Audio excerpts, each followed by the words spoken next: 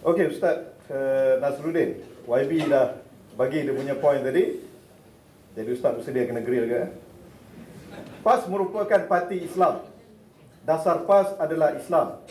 Tetapi ini tidak bermaksud segala tindak tanduk dan tindakan pemimpin PAS ataupun ahli-ahlinya mewakili Islam ataupun terselamat atau maksum dari melakukan kesilapan.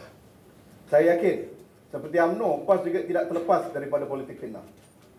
Jika dulu mungkin isu kafir-mengkafir pernah mewarnai wacana politik PAS, namun kini sudah hampir lenyap. Namun politiking dan juga budaya fitnah masih lagi menjadi amalan politik PAS. Malah beberapa tindakan suatu pilihan raya yang dilakukan oleh aktivis-aktivis PAS dianggap sebagai helah dan tipu daya perang. Harb wa khida'. Namun jika ianya dilakukan oleh UMNO dan BN, ianya dianggap sebagai penipuan dan juga salah guna kuasa. Malah di peringkat dalaman pula persaingan di antara golongan pro-ulama yang rata-ratanya graduan Timur Tengah dengan kumpulan pembaharuan, apa pun namanya, Erdogan ke Anwariyun ke apa pun namanya, juga telah menyaksikan beberapa insiden fitnah yang berlaku dalam PAS. Insiden pertemuan Datuk Hassan Ali dengan bloggers pro-UMNO, isu Unity Government yang tak selesai-selesai, sekejap muncul, sekejap tenggelam, isu PKSB dan menantu MD Kelantan, isu PAS Terengganu dan Pahganu dan PAS Kelantan, dan pelbagai lagi isu dalam PAS yang juga merupakan sebahagian daripada politik fitnah. Makanya jika PAS juga tidak kebal daripada politik fitnah, apakah PAS masih boleh mendakwa hanya mereka mewakili politik Islam dan juga Islam itu sendiri? Apakah Ustaz boleh justifikasikan politik fitnah dalam PAS ini? Ataupun Ustaz lihat dia satu perkara yang silap dan perlu untuk dihapuskan? Kalau perlu, apakah usaha yang mampu Ustaz lakukan sebagai Ketua Pemuda PAS yang menang tanpa bertanding untuk mengubahnya?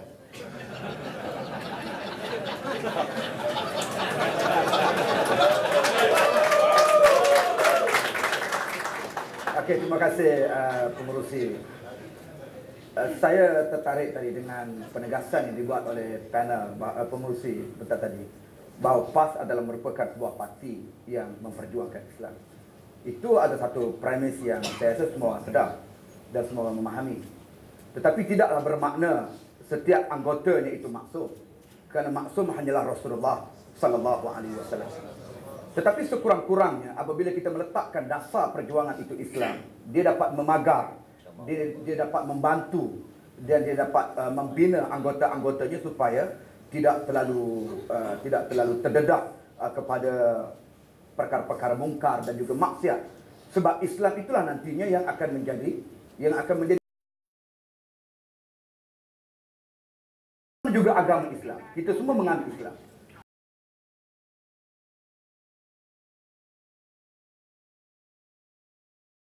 Islam ataupun melaksanakan perkara-perkara yang bertentangan dengan ajaran Islam, itu sebenarnya adalah keluar daripada dasar, keluar daripada Islam. Artinya kalau ada mereka yang bertindak bertentangan dengan ajaran Islam, kita tak boleh claim mereka sebagai seorang pejuang Islam. Orang yang memperjuangkan Islam, orang yang bersama dengan gerakan Islam, orang yang bersama untuk menegakkan Islam adalah mereka yang mesti mematuhi dasar, prinsip dan juga adab, etika yang diajarkan oleh ajaran Islam. Baik, berkait dengan fitnah yang berlaku, saya setuju apa yang disebut tadi, bahawa fitnah ini adalah merupakan sesuatu yang bersifat umum.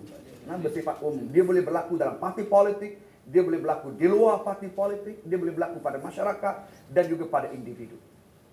Tetapi apa yang paling penting sekali ialah setiap manusia dia mesti memahami bahawa fitnah ini adalah sesuatu yang menyebabkan ia dimurkai oleh Allah Subhanahu wa taala. Kalau dia pertimbangan itu ada pertimbangan dosa dan pahala, ada pertimbangan syurga dan neraka, insya-Allah dia tidak akan melakukan fitnah.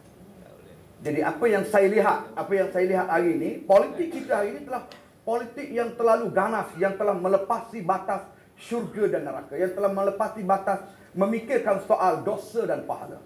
Dan akhirnya untuk mencapai cita-cita politik itulah mereka menggunakan fitnah.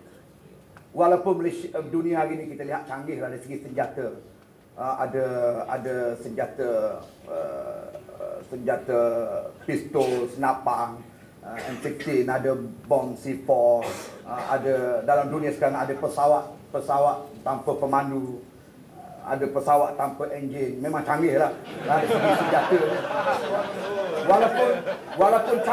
Walaupun canggih dari segi senjata, tapi orang tetap memilih fitnah untuk menjadi senjata. Yang saya kira fitnah ini sebagai satu senjata tanpa nombor siri lah, untuk digunakan bagi membunuh politik lawan. Saya simpati sebenarnya dengan saudara Khairi dan juga rakan-rakan yang lain yang sentiasa menjadi mangsa fitnah, sama di dalam politik sendiri ataupun di luar politik. Kerana kita sekarang ni, kita mahu politik kita adalah politik yang berakhlak, politik yang beradab, politik yang berhemah, politik yang berhikmah, politik yang telus dan tulus macam tema Sinar Harian. Itu yang kita mahu, iaitu politik yang mempunyai satu credibility pada kita melaksanakan pengurusannya ataupun pentadbirannya. Jadi kita nak begitu, kita nak politik yang berasaskan pada hujah, berasaskan kepada pandangan-pandangan yang berasas, yang bernas, bukan berdasarkan kepada hasrat untuk menjatuhkan lawan. Jadi apabila merujuk kepada perkembangan yang berlaku dalam PAS, saya melihat begini. Saya angkat dulu PAS sebagai sebuah gerakan Islam yang menjadikan dasarnya sebagai Islam untuk memastikan setiap anggotanya selamat daripada segala kemungkaran dan kemaksiatan. Itu yang pertama. Dan yang kedua, untuk memastikan setiap anggotanya letak landasan berjuang adalah untuk mencari redha Allah dan menegakkan syariat di atas muka bumi. Adapun kelemahan-kelemahan manusia yang mungkin berlaku pergolakan, berlaku persengketaan, itu adalah sesuatu yang biasa ataupun yang nature. Tapi alhamdulillah dengan sebab agama, dengan sebab Islam itu, setakat inilah saya tengok dalam pemilihan parti di peringkat PAS di semua kawasan, tak ada lagi lah yang baling-baling kerusi, naik atas bangku, pecah-pecah. Cermin itu masih alhamdulillah masih terkawal. Setakat melahirkan pandangan yang berbeza, aku tak setuju kepada kamu, kemudian dia menceritakan visi dia, maka saya kira itu adalah satu yang masih dalam kawalan. Dan insya-Allah saya mempunyai satu nekat. Apabila diberi amanah untuk menjadi ketua Dewan Pemuda PAS Malaysia ini, ialah untuk memastikan setiap anggota, khasnya pemuda, mengamalkan dasar dan sistem politik yang berakhlak, yang berhemah, yang bermaruah, yang bukan bertunjangkan kepada fitnah.